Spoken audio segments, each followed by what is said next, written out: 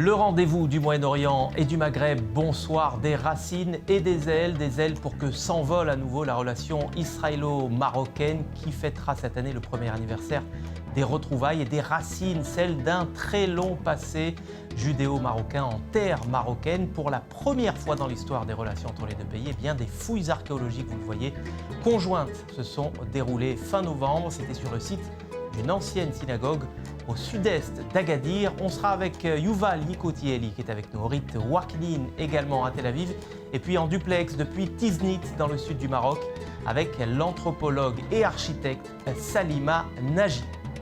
Maintenir en vie l'art de l'iconographie chrétienne près de 2000 ans après sa création à Jérusalem, tel est l'objectif de l'école iconographique de Bethléem, cité du Christ, où les chrétiens sont désormais minoritaires. C'est le reportage de la rédaction.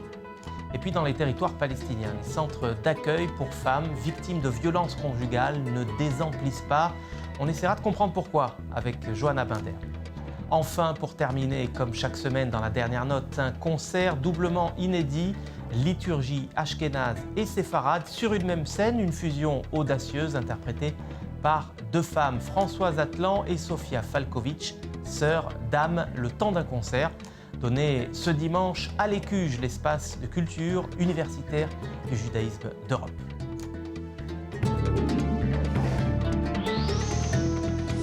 Bonsoir. Les premières s'enchaînent dans les relations entre Israël et le Maroc après les vols directs, les accords sécuritaires et commerciaux.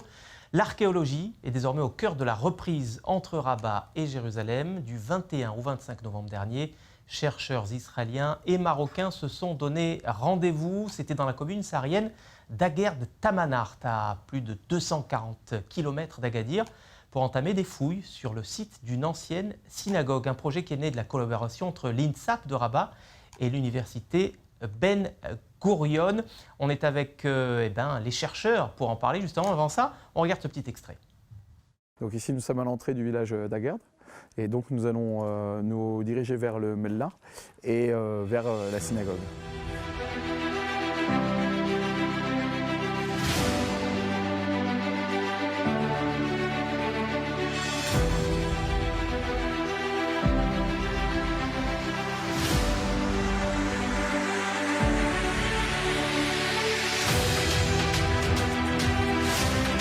Donc voici l'entrée qui menait au Mellah et qui était la ruelle principale du quartier juif d'Aguer.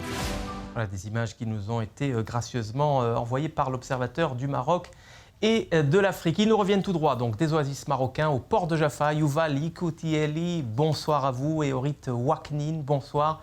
Complices dans la vie et dans les ruines. Vous enseignez tous les deux à l'université Ben Gurion à Beersheva. Et puis, je vous le disais, depuis Tinzit, dans le sud marocain, on retrouve Salima Nagy, architecte, anthropologue. Votre époux David Gury, qu'on vient de voir à l'écran, qui est géographe à la Sorbonne, lui aussi au cœur du projet. Il ne peut pas être avec nous ce soir malheureusement, mais on le salue. Merci à tous les trois d'être avec nous ce soir. On commence avec vous, Salima Nagy. Vous avez fait parler la terre pendant plusieurs jours avec vos collègues israéliens. Que vous a-t-elle raconté? Écoutez, beaucoup de choses, beaucoup trop de choses d'ailleurs.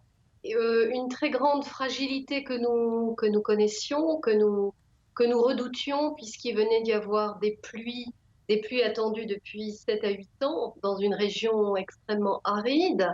Et puis, nous craignons qu'elle nous tombe, la synagogue, tout simplement sur la tête.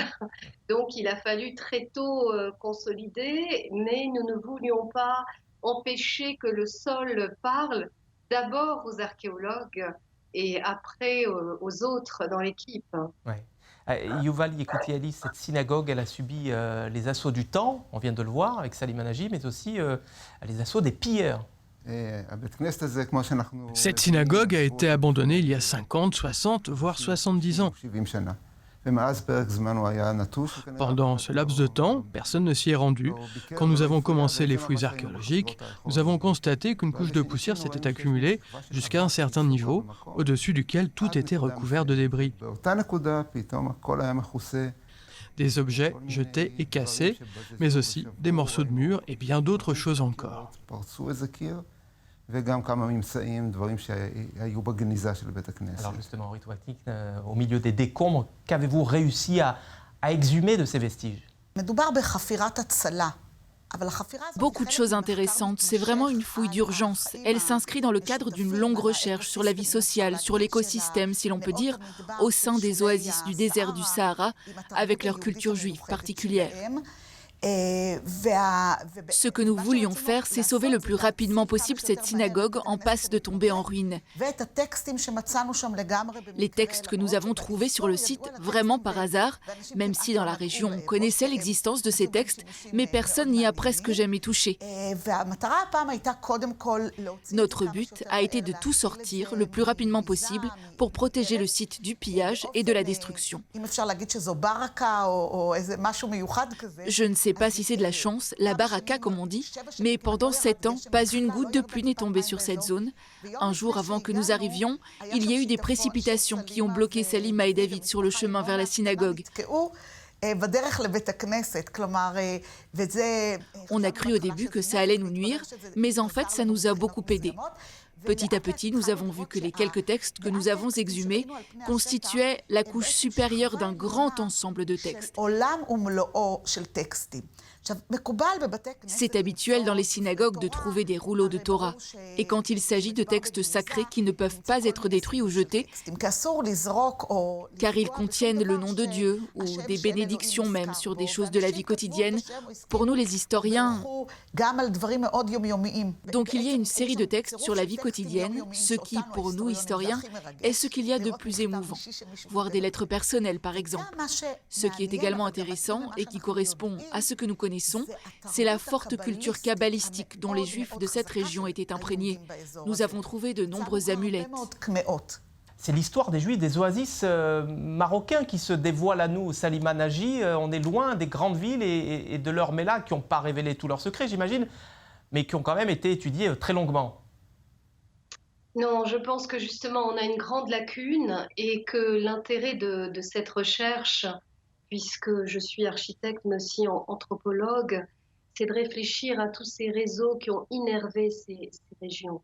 Et pour cette synagogue et pour d'autres, ça sera des cas d'école à chaque fois, c'est-à-dire voir comment un groupe va habiter un lieu, puis va naviguer dans un autre, puis va peut-être revenir ou pas. Et justement, tout ce qui a été fait en termes d'archéologie pour récupérer ces strates enfouies. Et ça, je pense que ce soit Mabrouk Sarir, l'archéologue de l'INSAP à Rabat, avec nous, ou que ce soit Yuval, tous les deux ensemble, ou que ce soit nous autres, puisque l'équipe est plus grande encore que les gens dont vous parlez. Et Orit vient de citer aussi d'autres compétences qui seront nécessaires, qui sont la maîtrise de ces langues à peine encore parlées, et puis la maîtrise aussi de cette Kabbale qui est au cœur de ces communautés. Donc je pense que ce qui est extrêmement important à conserver, c'est cette spécificité de la transversalité. C'est-à-dire qu'on n'est pas une personne ou deux personnes, mais on est des équipes au chevet d'une histoire complexe et qui est une histoire évidemment de choses douloureuses, mais aussi de joie.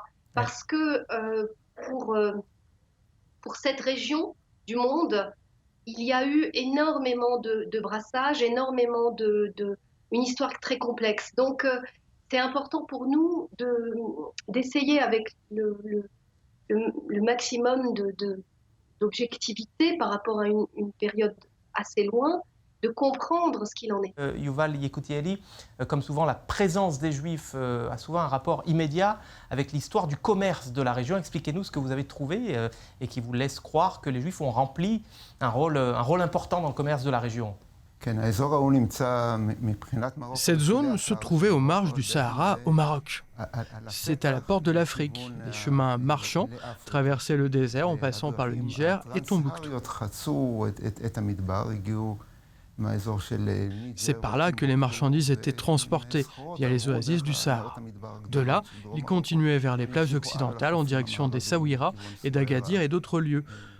L'oasis était sur le chemin. Les Juifs ont pris intimement part au commerce.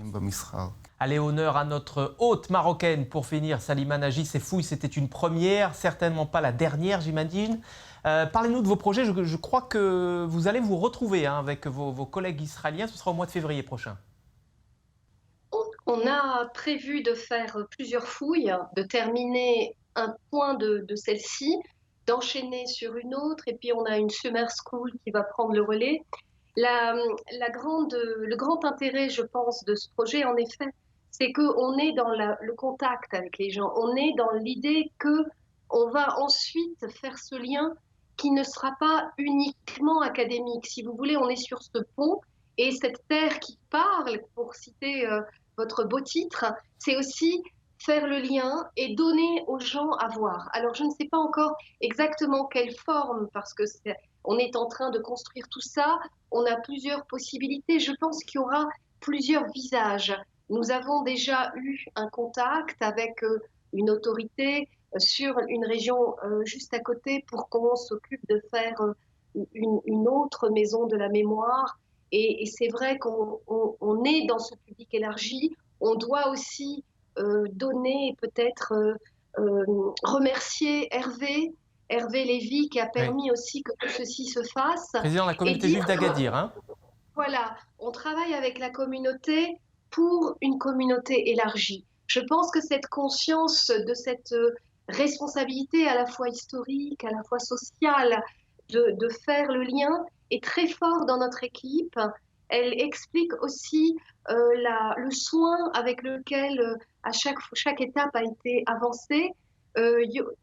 Orit et moi-même rêvions de ceci depuis 2014 et il faut du temps pour que les choses se fassent, sans doute.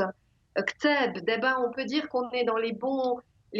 Donc la prochaine étape, nous vous convions et je pense qu'il y aura plusieurs formes. Pas simplement l'idée d'un musée qui est dans la tête de beaucoup de gens quelque chose de figé. Nous faisons un travail aussi avec les communautés locales pour faire en sorte que ce lien soit dynamique, pas encore une fois uniquement académique. Et bien voilà une belle idée de reportage pour le Mag-Orient dans les mois ou dans les années prochaines. Merci infiniment Salima Nagy d'avoir été avec nous ce soir depuis Tinzit au Maroc. Merci à vous Orit Waknin, Yuval Yekutieli d'être passé nous voir pour nous parler de cette belle histoire d'archéologie commune entre Israël et le Maroc qui ne fait que commencer. Merci.